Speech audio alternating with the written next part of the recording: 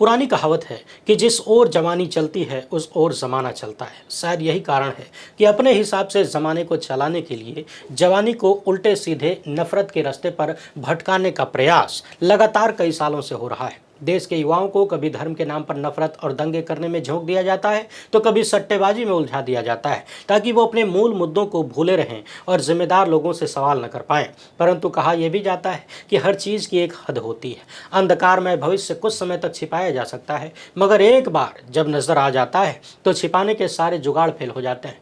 पिछले दिनों जेन जी यानी युवाओं की बात खूब चर्चा में रही, खासकर नेपाल में तख्ता पलट को लेकर, और उसके बाद भारत में भी जगह जगह युवाओं का आक्रोश देखने को मिल रहा है। उत्तराखंड से लेकर असम, बिहार और लद्दाख तक सत्ता के खिलाफ नाराजगी सड़कों पर आ चुकी है। पिछले दिनों लद्दाख में मोदी सत्ता ने जो किया वो अब सबको पता है कि किस तरीके से एक शांतिपूर्ण प्रदर्शन हिंसक हो गया। फिर सरकारी फरमान पर 4 लद्दाखियों को गोली मारकर हत्या कर दी गई। अब पूरे देश के लद्दाख स्टूडेंट एसोसिएशन ने गृह मंत्रालय को पत्र लिखा है, वही मंत्रालय जिसके मुखिया अमित शाह हैं।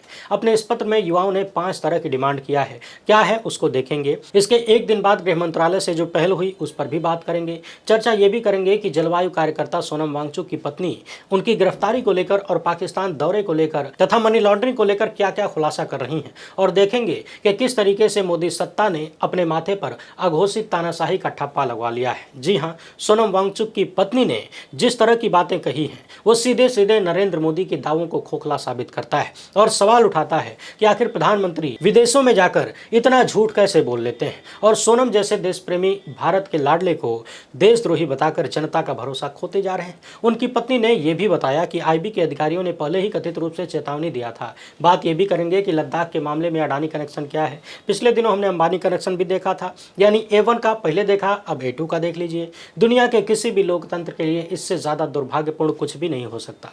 आज जब हम भगत सिंह की कहानी सुनते हैं तो उनके साथ हुई ज्यादतियों को सोचकर भी दिल दहलने लगता है, और कई बार मन में आता है कि काश मैं भी उस वक्त होता। मगर समझने वाली बात यह है कि खुली आंखों से वर्तमान में जो हो रहा है हम इसे सामान्य मान लेते हैं, जबकि ये उससे भी भयावह है। तब तो कहा जा सकता था कि ये सब बाहरी हैं, लेकिन अब तो अपने ही अपनों पर जुल्म ढा रहे हैं सेठों के लिए। जरा सोचिए, जो सोनम वांगचुक अगर पैसे कमाने पर आ जाते तो आज अरबों के मालिक होते, आलिशान जिंदगी होती, दुनिया का कोई विकसित देश उन पर बहुत कुछ लुटा रहा होता, तमाम सुख सुविधाएं दे रहा होता। मगर उन्होंने अपने ही देश के भविष्य के लिए, लद्दाख के भविष्य के लिए काम करना सुनिश्चित किया और मेहनत की कमाई से शिक्षा का प्रसार किया, देश का नाम ऊंचा किया। मगर कथित रूप से सेठ को फायदा पहुंचाने के लिए भारत मां के ऐसे सपूत को भी चिंटुओं ने देशद्रोही बुलाना शुरू कर दिया। वीडियो को आखिर तक देखिएगा, कहानी बहुत ही चिंताजनक मोड़ ले चुकी है।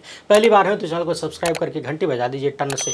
लाइक और शेयर करना जरूरी होता है। इस मामले पर जितनी ज्यादा बात हो सके उतना बेहतर है। ज्यादा से ज्यादा लोगों तक पहुंचाइए। इसके अलावा आपको पता है कि हम किसी धन्ना सेठ या राजनीतिक दल के दम पर नहीं चलते, तभी खुलकर आपके मुद्दों पर बात हो पाती है। हमारा काम पसंद आता हो तो इस QR कोड या अपने मोबाइल नंबर का प्रयोग करते हुए जो भी हो सके आर्थिक सहयोग भेजने का प्रयास जरूर करें। बहुत बहुत धन्यवाद।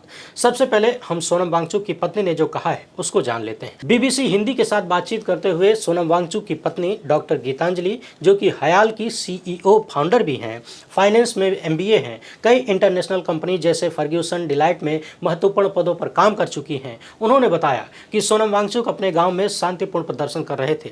अचानक उन्हें उठा लिया गया। पिछले लगभग 1 महीने से FIR की अफवाह चल रही थी, इधर उधर से बातें सुनने को मिल रही थी, मगर कहा जा रहा था कि मुकदमा हो सकता है, कार्रवाई हो सकती है, मगर अंदाजा नहीं था कि अचानक इस तरह से डिटेन कर लिया जाएगा। इनसे पूछा गया कि हर तरफ आरोप लगाया जा रहा है कि मनी लॉन्ड्रिंग किए हैं, विदेशी फंडिंग ले रहे थे, पाकिस्तान को लेकर सवाल हो रहे हैं, तो डॉक्टर गीतांजलि कहती हैं कि ये सारे आरोप बेसलेस हैं। जो पाकिस्तान की बात कही जा रही है, तो उस कॉन्फ्रेंस में सोनम के साथ मैं भी पाकिस्तान गई थी, और ये ब्रीद पाकिस्तान नाम का कोई कार्यक्रम था जो कि यूनाइटेड नेशंस द्वारा ऑर्गेनाइज किया गया था। पाकिस्तान के डॉन मीडिया के साथ हिमालय के आसपास जितने भी देश हैं वो सब ग्लेशियर के पिघलने से प्रभावित होंगे। ऐसा नहीं है कि ग्लेशियर पिघलते वक्त देखेगा कि कौन पाकिस्तान, कौन भारत, कौन चाइना। और सोनम वांगचुक तो विश्वविख्यात पर्यावरणविद है, यानी जलवायु कार्यकर्ता है। तो यूनाइटेड नेशंस की तरफ से हम लोग वहां गए थे और बाकायदा सबकी जानकारी में था, किसी से छिपा कर नहीं गए थे। ग्लेशियर पिघलने से करोड़ों लोगों की जिंदगी प्रभावित होगी, और इससे लेकर कोई अन्य आरोप लगाना पूरी तरह से नॉनसेंस है, कॉन्स्पिरेसी थियरी बनाई जा रही है। डॉक्टर गीतांजलि का कहना है कि जब सोनम पाकिस्तान में थे तो उन्होंने भरे मंच से पीएम मोदी की खूब सारी प्रशंसा भी किया था। कहा था कि हमारे प्रधानमंत्री कार्बन न्यूट्रलिटी की बात करते हैं, इस मामले में अच्छी समझ रखते हैं, मगर कुल मिलाकर आरोप बनाने के लिए इस दौरे का प्रयोग किया जा रहा है। ये सब कुछ साजिश के तहत है, प्री प्लान्ड है, दुनिया जानती है, आप किसी को बेवकूफ़ नहीं बना सकते। सबको पता है कि सोनम 6 शेड्यूल के लिए लड़ रहे हैं और सरकार वो देना नहीं चाहती, इसलिए बदनाम करने की कोशिश हो रही है। और भारतीय जनता पार्टी ने खुद ही प्रॉमिस किया था, उन्हीं का वादा सोनम वांगचुक शांति प्रिय प्रदर्शन करके याद दिला रहे हैं। लद्दाख एक बॉर्डर स्टेट है, यहाँ आर्मी के साथ साथ लोगों का साथ रहना भी ज़रूरी है, यानी लोगों का भरोसा रहना ज़रूरी है। मगर यहाँ लोग बेहद नाराज़ हैं और सोनम अपना शांति प्रिय आंदोलन करके, कभी दिल्ली तक मार्च करके सिर्फ सरकार को अपना वादा याद दिला रहे हैं। हाल फिलहाल में सीबीआई से लेकर इनकम टैक्स ने रेड किया, कहीं कुछ नहीं मिला। और हमारे यहाँ तो मनी लॉन्ड्रिंग हो ही नहीं सकती, क्योंकि 99.9% ऑनलाइन ट्रांजैक्शन होता है, कैश का प्रयोग हम करते ही नहीं हैं। और जिस संस्थान हयाल की बात हो रही है, वहाँ से हम एक पैसा नहीं लेते, बल्कि हर साल 50 लाख से लेकर 1 करोड़ रुपया उस संस्था को देते हैं। ये पूरी साजिश सोनम की इमेज को बर्बाद करने के लिए है। हम हर सवाल का जवाब देने के लिए तैयार हैं। जितनी अफवाहें उड़ाई जा रही हैं, उन सब का सबूतों के साथ जवाब देने को तैयार है। मनी लॉन्ड्रिंग जैसी चीज़ हमारे यहाँ हो ही नहीं सकती, क्योंकि सब कुछ प्रॉपरली फाइल किया जाता है, सब कुछ रिकॉर्ड में है। 4 साल पहले जब FCRA के लिए हमने अप्लाई किया था, उस वक्त सोनम पहली बार अनशन कर रहे थे। IB के लोग उसी दौरान आए थे, बहुत सारे क्वेश्चन करने लगे और इनडायरेक्टली हमको धमकी दिया गया कि अनशन करेंगे तो FCRA नहीं मिलेगा, यानी विदेश से फंडिंग लेने के लिए जो आप लाइसेंस लेना चाहते हैं वो लाइसेंस नहीं मिलेगा अगर आंदोलन करेंगे तो, यानी अगर लाइसेंस चाहिए तो अनशन बंद करना पड़ेगा। इस पर सोनम वांगचुक ने साफ साफ कह दिया था कि नहीं चाहिए, आपका लाइसेंस कैंसिल कर दीजिए, जो वादा आपने किया है लद्दाख के लोगों से वो वादा निभाइए। और ये भी उन्होंने एकदम शांतिपूर्ण तरीके से किया, पूरी तहजीब के साथ किया। डॉक्टर गीतांजलि से सवाल किया गया कि सरकार का आरोप है कि सोनम वांगचुक ने अपने भाषण के जरिए लोगों को भड़काया, यानी भड़काऊ भाषण दिया, तो जवाब में कहती हैं कि सोनम ने कभी किसी को नहीं भड़काया, बल्कि उनकी वजह से, उनके शांतिप्रिय अनशन की वजह से ही यूथ थमा रहा। लेकिन नौजवानों का भी अपना फ्रस्ट्रेशन है, वो लोग शांतिपूर्ण प्रोटेस्ट के लिए जा रहे थे, रास्ते में टीयर गैस छोड़ दिया गया, फिर रिएक्शन हुआ, बच्चों ने पेल्टिंग करना शुरू कर दिया। सोनम को तो पता भी नहीं था, वो तो दूसरी जगह पर अनशन कर रहे थे, उन्हें मालूम भी नहीं था कि कहाँ टीयर गैस छोड़ी जा रही है, कहाँ पत्थरबाजी हो रही है और कहाँ गोली चल रही है। बच्चों का 4 साल का फ्रस्ट्रेशन निकला। हमें अफसोस है, ऐसा नहीं होना चाहिए था। मगर सबसे बड़ा सवाल यह है कि फायरिंग का ऑर्डर किसने दिया? वो बच्चे लद्दाख के थे, कोई टेररिस्ट तो नहीं थे। सोनम ने किसी को नहीं भड़काया, वो तो बेहद शांतिप्रिय तरीके से बातचीत में भरोसा रखते हैं। प्रधानमंत्री हो, गृहमंत्री हो या फिर सरकार का कोई भी सदस्य हो, वो किसी के बारे में कभी भड़काऊ बात नहीं करते। डॉक्टर गीतांजलि से जब पूछा गया कि बीजेपी से पिछले दिनों आप लोगों के काफ़ी अच्छे संबंध थे, आप तारीफ भी करते थे, सारी चीज़ें इतनी कैसे बदल गई अचानक से? इस पर डॉक्टर गीतांजलि कहती हैं कि आजकल जो स्थितियाँ चल रही हैं, कोई बीजेपी का, कोई कांग्रेस का, हम इन चीज़ों में नहीं आते। हम लोग सच के साथ हैं, देश के साथ हैं, जो सही करेगा उसको सपोर्ट करेंगे। पहले बीजेपी ने यूनियन टेरिटरी की हमारी मांग को स्वीकार किया था तो हमने तारीफ किया, लेकिन हमारी मांग अधूरी रह गई। बिना लेजिस्लेटर के यूटी का कोई मतलब नहीं रह जाता, इसलिए हम लेजिस्लेचर की मांग कर रहे हैं। गिरफ्तारी के बाद इंस्पेक्टर ने फ़ोन किया और बताया कि सोनम को जोधपुर लेकर जा रहे हैं, आपसे फ़ोन पर बात करवाएंगे, लेकिन 24 घंटे से ज़्यादा हो गए, कोई फ़ोन नहीं आया। हमें नहीं पता वो जोधपुर पहुँचे भी कि नहीं, और अब ये लोग फ़ोन तक नहीं उठा रहे, हमसे कोई बात नहीं कर रहा, हम बिल्कुल अंधेरे में हैं। मुझे बताया गया कि ये कोई FIR नहीं है, बल्कि डिटेंशन ऑर्डर है, लेकिन हमें अब तक डिटेंशन ऑर्डर की कॉपी भी नहीं मिली है कि हम आगे की कार्रवाई कर सकें।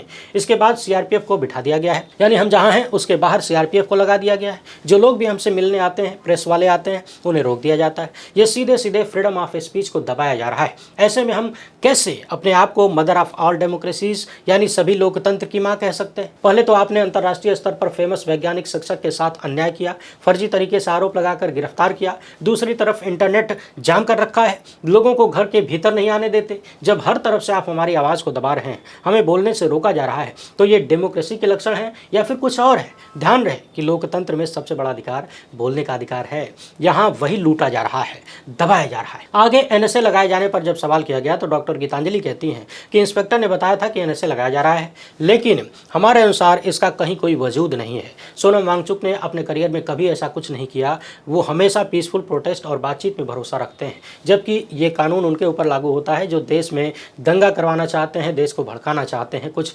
अनैतिक करवाना चाहते हैं।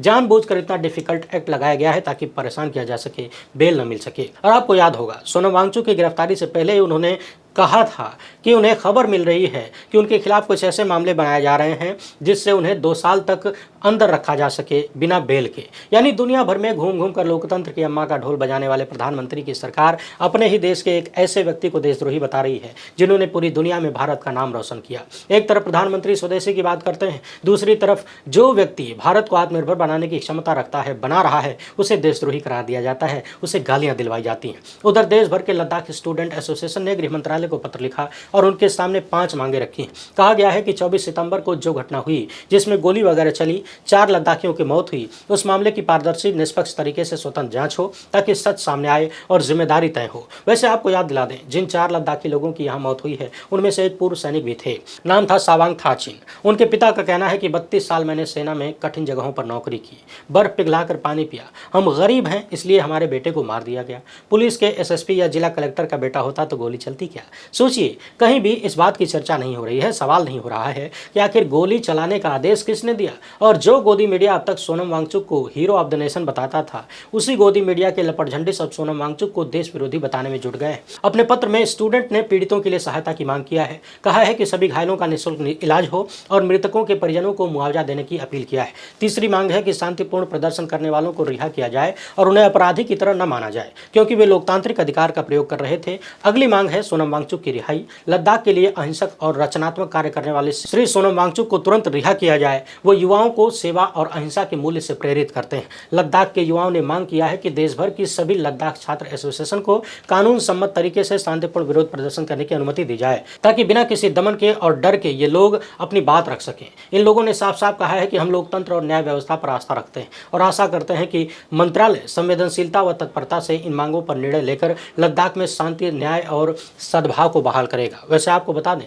29 सितंबर को सरकार की तरफ से एक प्रेस रिलीज जारी किया गया और कहा गया कि हम लेह के मामले पर हर वक्त बातचीत को तैयार हैं। लेकिन ज़रा सोचिए, इतने साल से ये लोग बातचीत को तैयार हैं, बातचीत कभी कभी हो भी जाती है मगर उसका कोई परिणाम नहीं है। ये कौन सी बातचीत है जिसका कोई रिजल्ट नहीं निकलता? आखिर इतने साल पहले आपने वादा किया था 6 शेड्यूल देने का, तो फिर उसमें बातचीत का मामला कहाँ अटक जाता है? आपने अपने वादे में ये तो नहीं लिखा कि हम बातचीत करेंगे।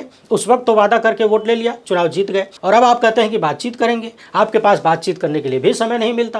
कहने को कह दिया जाता है कि बातचीत के लिए तैयार है। इसी बीच सोशल मीडिया पर सोनम वांगचुक का एक पुराना वीडियो वायरल भी चल रहा है जिसमें दवायर से बातचीत करते हुए उन्होंने कहा कि मुझे नहीं पता, लेकिन लोग कह रहे हैं कि लद्दाख में 13,000 मेगावाट का दुनिया का सबसे बड़ा सोलर प्रोजेक्ट आ रहा है, जबकि लद्दाख को खाली 100 चाहिए, लेकिन 13,000 मेगावाट का दुनिया का सबसे बड़ा सोलर प्रोजेक्ट आ रहा है और लोगों का ऐसा कहना है कि ये अडानी को दिया जाएगा। ऐसा कुछ होगा तो लद्दाख का पूरा सिस्टम बिगड़ जाएगा, लोगों का रहन सहन, कल्चर सब कुछ बर्बाद हो जाएगा। यदि ऐसा होगा तो हम बहुत सारा विदेशी करेंसी भी लूज करेंगे क्योंकि लद्दाख में पश्मीना फाइबर, जो कि दुनिया का सबसे अच्छा फाइबर है, वो मिलता है और ये दुनिया भर में जाता है और हम ये सब कुछ बर्बाद कर देना चाहते हैं। लखनऊ, दिल्ली जैसे शहरों के लिए बिजली उत्पादन की खातिर, जिन शहरों में आप घर के भीतर लद्दाख से भी ज़्यादा ठंडा माहौल रखते हैं और घर के बाहर 45 डिग्री सेल्सियस का टेम्परेचर बनाकर रखते हैं एसी चला चला के, हमें ये मंजूर नहीं है। लद्दाख को, वहाँ की व्यवस्था को बर्बाद करना ठीक नहीं है। कुल मिलाकर अब देखते जाइए अमृत काल में और कौन कौन से दिन देखने बाकी हैं। वैसे आप इस मामले पर क्या सोचते हैं, अपनी राय कमेंट बॉक्स में जरूर रखिएगा। पहली बार है तो चैनल को सब्सक्राइब कर लीजिए। हमसे जुड़ने के लिए बहुत बहुत धन्यवाद। जय हिंद।